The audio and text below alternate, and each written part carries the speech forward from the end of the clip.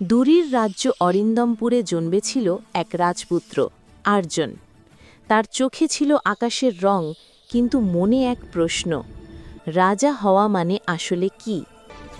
এক রাতে প্রাসাদের পুরনো ঘণ্টা নিজে থেকেই বাজল, আলো নিভে গেল, আর মেঝের নিচে খুলে গেল এক সিঁড়ি। আর্জন নামল নিচে। সেখানে বাতাসে ভাসছে নীল আলো, যেন আগুন অথচ ঠান্ডা। আলোটা রূপ নিল এক কণ্ঠে, আমি নীল আগুনের আত্মা, রাজ্যের চিরন্তন রক্ষক।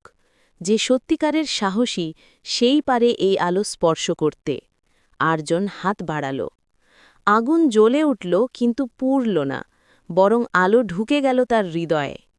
ভোর হলে রাজ্য দেখল আকাশে এক নীল রেখা সূর্যের আগুনে মিশে যাচ্ছে ধীরে ধীরে। লোকেরা বলল, রাজ্য পেয়েছে নতুন আলো।